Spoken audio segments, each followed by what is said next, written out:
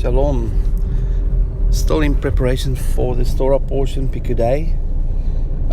Just to see this Torah portion in relation to the previous one, Vayakel, where Kael or Kehila is the assembly. Pikudei, root word is piket, to look after. So to look after the assembly. And the next Torah portion is Vayikra, which is to do with the heart of the Torah, all the commandments. So in relation to the storyline, the way to look after the assembly is to access the commandments. The commandments are the fence line or the wall, the hedge that protects the assembly.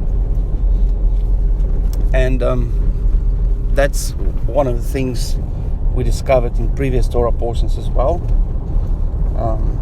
Shamar, Shin Mem Resh, means thorny hedge.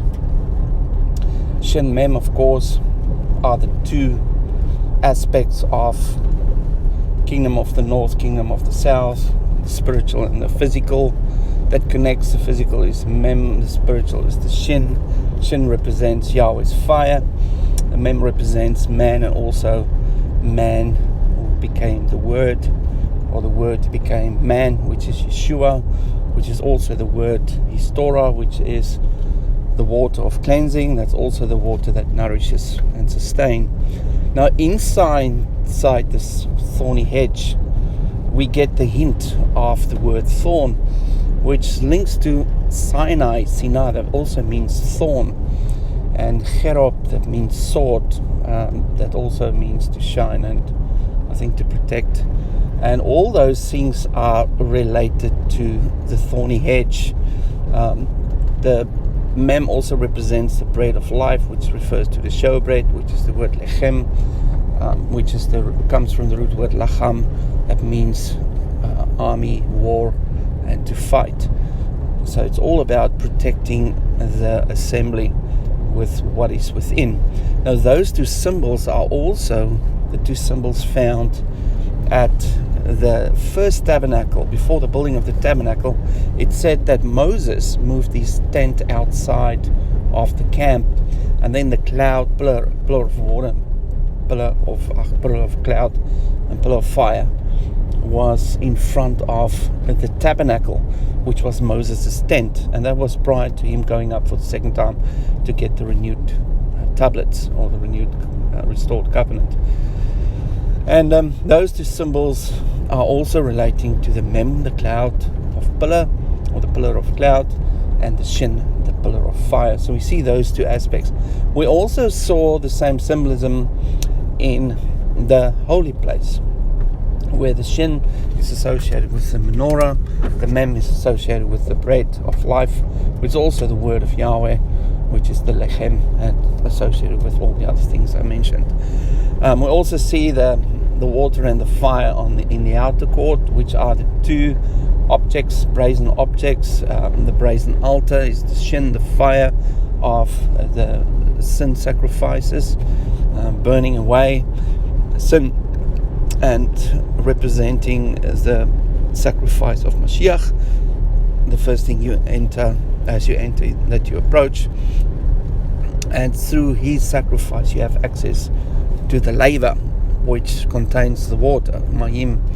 And it's also, the root word for laver means fire pot, so it's also associated with fire. So there's a shin or fire above the mahim, which is the water, or the yod of mahim that's contained within the laver, represents the spirit that connects to the shin, which also connects to the spirit. So all of those things are associated, and both those objects also connects to the water and fire theme that's within Shamar, which is in the thorny hedge, the Shin and the Mem. Now in front of the gate of the thorny hedge, if you look at the word picture, which I explained previously, is the letter Resh. Now Resh means head or leader, and that is the leader or the commander, in this case symbolizing the shepherd as well, the Mashiach, with the sheep inside the thorny hedge that protects them during a time of darkness. Now, this Torah portion, we're going to look at 2 lights, the lesser light and a greater light. The lesser light is the letter Hey, the greater light is the letter Shin. Letter Hey associated with the moon, which is reflected light, and Shin is the source of light, which relates to Yahweh's consuming fire and the essence of who He is. It's also found within the holy place on the menorah and inside the Holy of Holies, which is the glory of Yahweh, which is the end and the conclusion of this Torah portion, where the Shin, or the glory of Yahweh, fills the tabernacle, but it shines from the Holy of Holies through the holy place and then onto the outer court as well. So that light is a spiritual light which sits within the heavens, which is Shamayim, which is the word Shin, or the letter Shin, representing Yahweh's spirit, and Mayim, which is waters, which are the waters above. So we see the same symbolism of Shamayim, similar to what we see on the laver, and that is the idea of the firmament and separating the waters. Now we're going to look at a bit more detail about that. The thing I want to emphasize here is the water-fire relationship that is symbolic throughout the whole tabernacle, throughout creation, and also found within the plagues of Egypt, the 7th plague, and it's also found within the plagues at the end time, where hail and fire will come down, which is also part of the 7th plague in the end. So the cycles of 7, number 7, the root word for 7 means oath and curse.